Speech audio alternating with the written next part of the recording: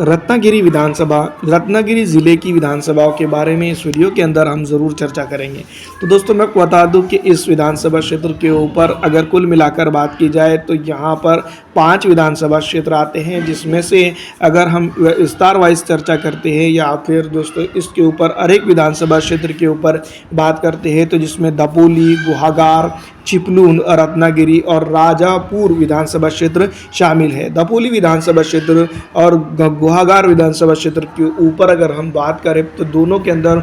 Bharatiya Janata party के गठबंधन के प्रत्याशी और इंडिया गठबंधन के प्रत्याशी के बीच में एक तरह से देखा जाए तो गुहागर यानी कि धुआंधार टक्कर देखने को मिल रही है और एक दूसरे का जो तो आमना सामना यहाँ पर काफ़ी अच्छा देखने को मिल रहा है। लेकिन उससे पहले हम वीडियो के विस्तार में जाए तो यहाँ पर एक एक वीडियो को विस्तार वाइज समझने की कोशिश करेंगे। दपोली विधानसभा क्षेत्र, दपोली विधानसभा क्षेत्र की अगर हम बात करें तो यहाँ पर दोस्तों मैं आपको बता दूं कि पिछड़ा, दलित, आरक्षित, मुस्लिम और कई अन्य समाज जो तो यहाँ पर जुड़ते हुए नजर आ रहे हैं। और यहाँ पर दोस्तों मैं आपको बता दूं कि जनता की अगर हम बात करें तो तुष्टीकरण की राजनीति जो समाज में तीव्र निर्माण करने का काम जो तो मौजूदा सत्ता ने किया है उसको भुलाकर जो तो मैं आपको बता दूं कि जातिवादी राजनीति को ख़त्म करने की बात जनता यहाँ पर करते हुए नजर आ रही है। अगर इसी तरह के हालात रहते हैं तो वाकई में जनता जो तो इस बार एक बड़ा फैसला करते हुए दिखेगी और दपोली विधानसभा क्षेत्र के ऊपर विकास की राजनीति फिर एक बार लौट आएंगी। जो गति जिस तरह से मैं आपको बता दूं कि रुक गई थी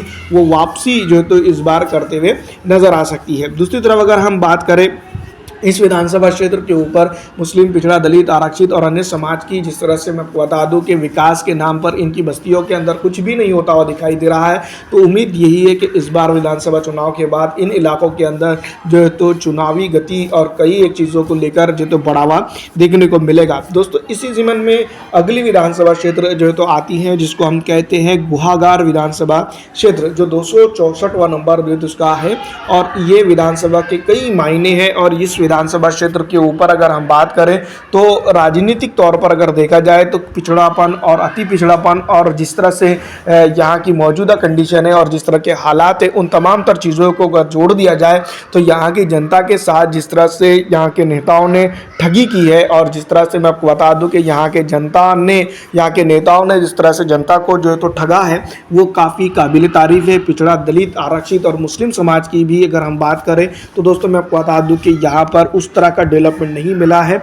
जिस तरह से दोस्तों होना चाहिए था। लेकिन अब अगर हम बात करें जनता जनार्दन की तो जनता काफ़ी जो तो समझदार है और गुहागर विधानसभा क्षेत्र के ऊपर इस बार जो तो अगर जिस तरह का जो आक्रोश देखने को मिल रहा है विकास के नाम पर, जनता जो तो भारतीय जनता पार्टी को छोड़कर कांग्रेस के गठबंधन की तरफ झुकते हुए नजर आ रही है। ये कहीं ना कहीं दोस्तों मैं आपको बता दूं कि कई एक अलग अलग चीज़ों का भी जो है तो इसके अंदर संकेत हमको मिल सकता है या फिर संकेत मिलता हुआ दिखाई दे रहा है। गुहागर विधानसभा क्षेत्र के ऊपर इस बार विधानसभा चुनाव काफ़ी जो है तो अलग तरह के होते हुए नजर आएंगे। फिलहाल दोस्तों मैं आपको बता दूं कि हम अगली वीडियो के अंदर अगली वीडियो के अंदर इसके अंदर देखेंगे गुहागर विधानसभा के डीप मालूमात।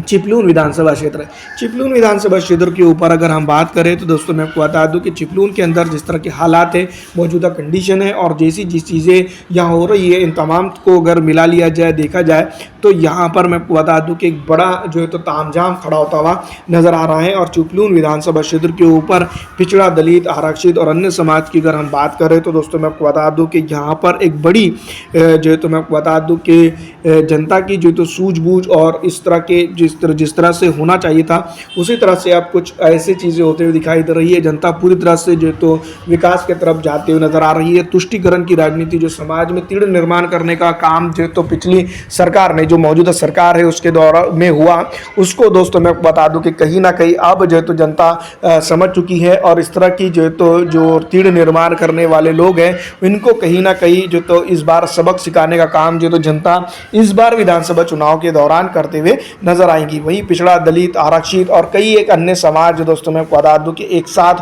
होते हुए नजर आ रहे हैं और रत्नागिरी के इस जिले के इस इलाके के अंदर कहीं ना कहीं एक बड़ा जो तो उलटफेर इस बार ज़रूर देखने को मिलेगा। दोस्तों मैं आपको बता दूं कि कई एक चीज़ों को लेकर जो तो चिपलून के अंदर जो तो विकास के काम पूरी तरह से रुके हुए नज़र आते हैं और यही जो तो गति अगर रहती है तो इस बार जनता जो तो कहीं ना कहीं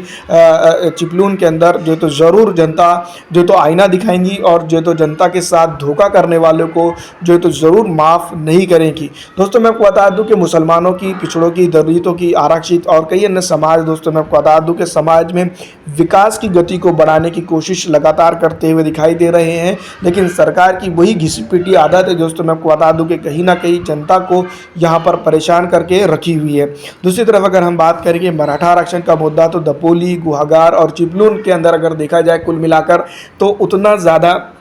इफेक्टिव होता हुआ नज़र नहीं आ रहा है, लेकिन कुछ इलाकों के अंदर ज़रूर इसका जो तो असर पड़ने देखने को मिलेगा। और चिपलून विधानसभा क्षेत्र के अंदर हो या गुहागर के या दपोली के अंदर हो, यहाँ पर ज़रूर मैं आपको बता दूं कि इस बार जो तो कहीं ना कहीं विधानसभा के ऊपर जो तो मराठा आरक्षण का मुद्दा, ओबीसी का मुद्दा जो तो कहीं ना कहीं असरअंदाज हो सकता है। क्योंकि सीधी तौर पर अगर हम बात करें तो जो मराठा आरक्षण के ऊपर अगर बात की जाए तो ओबीसी,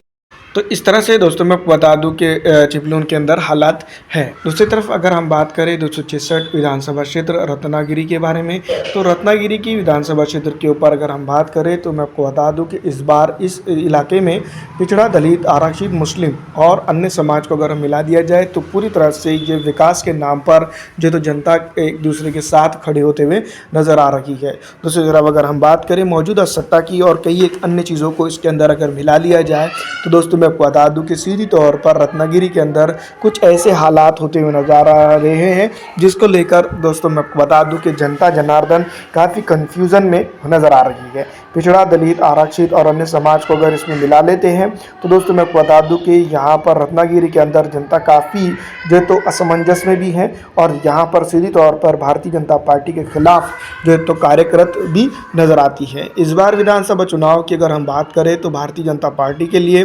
दिखाई तो फिलहाल इसी तरह का दे रहा है कि ये घाटे का सौदा जो तो भारतीय जनता पार्टी के लिए होता हुआ नजर आ रहा है। लेकिन रत्नागिरी विधानसभा क्षेत्र के ऊपर अगर जनता जिस तरह से सोच रही है वो चीज़ें अगर वोटिंग बूथ तक कन्वर्ट हो जाती हैं तो भारतीय जनता पार्टी को रत्नागिरी के अंदर बड़ा झटका लग सकता है। एक बड़ा तबका मुसलमानों का, पिछड़ों का, दलितों का, आरक्षित समाज का प्रताड़ित हुआ है